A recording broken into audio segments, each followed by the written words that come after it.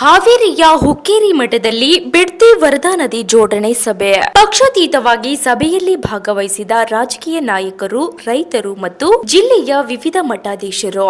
ರೈತ ಸಂಘಟನೆ ನೇತೃತ್ವದಲ್ಲಿ ಹೋರಾಟದಲ್ಲಿ ಭಾಗವಹಿಸಿದ ಸಂಸದ ಬಸವರಾಜ ಬೊಮ್ಮಾಯಿ, ಕಾಂಗ್ರೆಸ್ ಶಾಸಕರು ಮತ್ತು ಬಿಜೆಪಿ ಮಾಜಿ ಶಾಸಕರು.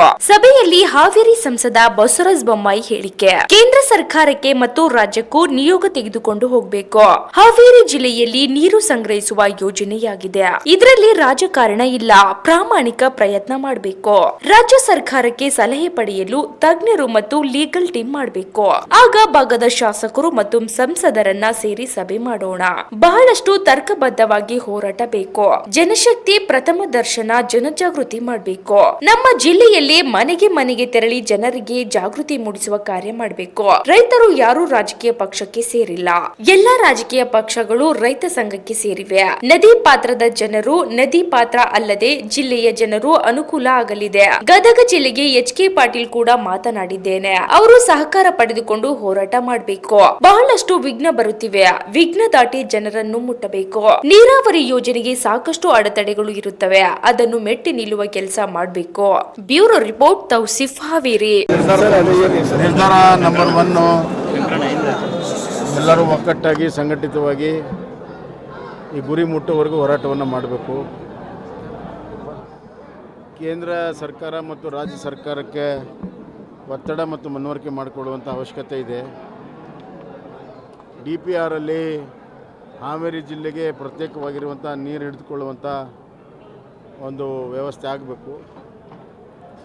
ಅದಕ್ಕೆ DPRನಲ್ಲಿ ಆ ಅಂಶವನ್ನು ಸೇರಿಸಬೇಕು ಅಂತ ಹೇಳಿ ಈಗ ನಾನು ಆಗಲೇ ಏನು ಬರೆದಿದ್ದೇನೆ ಅದನ್ನು ಒತ್ತಾಯ ಮಾಡೋ ಸಲುವಾಗಿ ರಾಜ್ಯ ಸರ್ಕಾರದ ಮುಖ್ಯಮಂತ್ರಿ, ಉಪಮುಖ್ಯಮಂತ್ರಿಗಳಿಗೆ, ಶಾಸಕರು, ಸಂಸತ್ ಸದಸ್ಯರು, ಮಾಜಿ ಸಚಿವರು, ಶಾಸಕರು ಮತ್ತು ಪರಮ ಪೂಜ್ಯರು, ರೈತ ಸಂಘದ ಮುಖಂಡರು ಎಲ್ಲರೂ ಸೇರಿ ಭೇಟಿಯಾಗುವಂಥದ್ದು, ಮನವರಿಕೆ ಮಾಡಿಕೊಡುವಂಥದ್ದು. DPRಲ್ಲಿ ಈಗೇನು ನಾವು ಹೇಳಿದ್ವಲ್ಲ, ಹೊಸ ವಿಚಾರಗಳನ್ನು ಅಳವಡಿಸಿ ಪೂರ್ಣ ಪ್ರಮಾಣದಲ್ಲಿ DPRನ್ನು ನಿಗದಿತ ಸಮಯದಲ್ಲಿ ಪೂರ್ತಿ ಮಾಡಿಕೊಡಬೇಕು ಅಂತ ಹೇಳಿ ಕೇಂದ್ರ ಸರ್ಕಾರಕ್ಕೆ ಒತ್ತಾಯ ಮಾಡೋದು. ಜಲಸಂಪನ್ಮೂಲ ಸಚಿವರಿಗೂ ನಿಯೋಗವನ್ನು ಭೇಟಿಯಾಗುವಂಥದ್ದು. ಒಂದೇ ನಿಯೋಗ 2 ಕಡೆ ಭೇಟಿಯಾಗುತ್ತೆ. ಇಲ್ಲಿ ರಾಜ್ಯ ಸರ್ಕಾರದಲ್ಲಿ ಮುಖ್ಯಮಂತ್ರಿ, ಉಪಮುಖ್ಯಮಂತ್ರಿಗಳು, ಜಲಸಂಪನ್ಮೂಲ ಸಚಿವರು ಇರೋದ್ರಿಂದ ಅವ್ರನ್ನ ಭೇಟಿಯಾಗುವಂಥದ್ದು.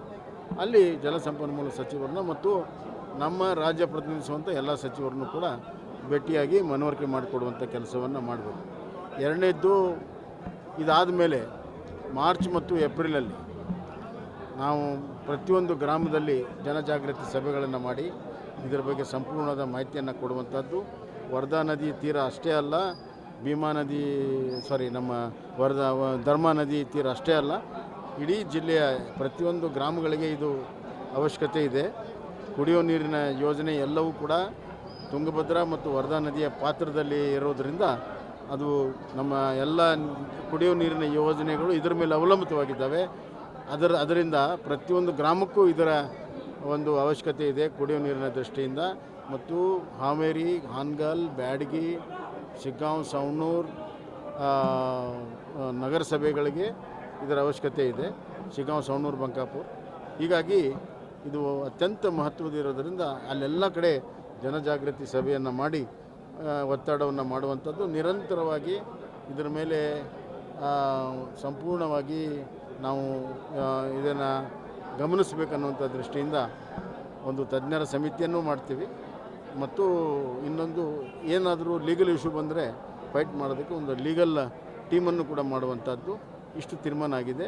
ಹುಕ್ಕೇರಿ ಸದಾಶಿವ ಸ್ವಾಮೀಜಿಯವರ ನೇತೃತ್ವದಲ್ಲಿ ನಿಯೋಗಗಳು ಹೋಗುವಂಥದ್ದು. ಮತ್ತು ಮಧ್ಯದಲ್ಲಿ ಏನು ಅವಶ್ಯಕತೆ ಬಿದ್ದರೆ, ಏನು ಹೋರಾಟ ಅವಶ್ಯಕತೆ ಬಿದ್ದರೆ ಅದಕ್ಕೂ ಕೂಡ ಪರಮ ಪೂಜ್ಯರ ನೇತೃತ್ವದಲ್ಲಿ ಹೋರಾಟವನ್ನು ಮಾಡ್ತೀವಿ.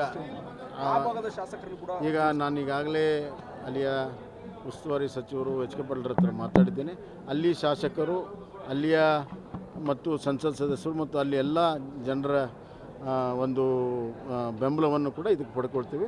ಒಂದು ದೊಡ್ಡ ಜನ ಆಂದೋಲನ ಮುಂದಿನ ದಿನಗಳಲ್ಲಿ ಇದನ್ನು ಮಾಡಿ ಇದನ್ನು ಅಂತಿಮವಾಗಿ ನಮ್ಮ ಗುರಿ ಇಷ್ಟೇ. ಯಾರು ವಿರೋಧವೂ ಅಲ್ಲ, ನಾನು ಈಗಾಗಲೇ ಹೇಳ್ದಂಗೆ ಯಾರು ವಿರೋಧವೂ ಅಲ್ಲ ಅಥವಾ ಯಾರು ವಿರೋಧ ಮಾಡ್ತಾರಂತೂ ಅಲ್ಲ. ಇದು ನಮ್ಮ ಬದುಕಿನ ಪ್ರಶ್ನೆ ಇದೆ, ನಮ್ಮ ಮಕ್ಕಳ ಭವಿಷ್ಯ ಪ್ರಶ್ನೆ ಇದೆ, ನಮ್ಮ ಉಳುವಿನ ಪ್ರಶ್ನೆ ಇದೆ.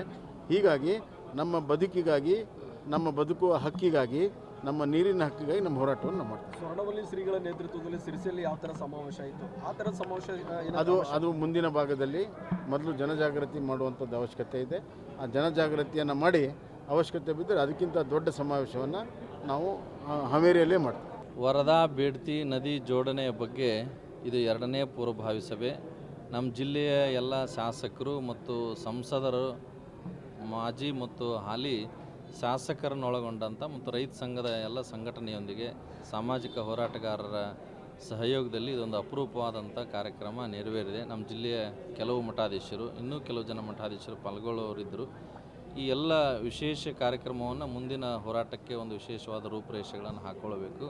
ಜೊತೆಗೆ ಈ ಒಂದು ನದಿ ಜೋಡಣೆ ಆಗುವವರೆಗೂ ಕೂಡ ನಮ್ಮ ಹೋರಾಟವನ್ನು ಮುಂದುವರಿಸಬೇಕು ಅನ್ನುವಂಥ ಸಂಕಲ್ಪವನ್ನು ಜಿಲ್ಲೆಯ ಎಲ್ಲ ಮಠಾಧೀಶರು ಮತ್ತು ರಾಜಕೀಯ ನಾಯಕರುಗಳು ಮತ್ತು ರೈತ ಸಂಘದ ಎಲ್ಲ ಪದಾಧಿಕಾರಿಗಳು ಸಂಕಲ್ಪಿಸಿದ್ದಾರೆ.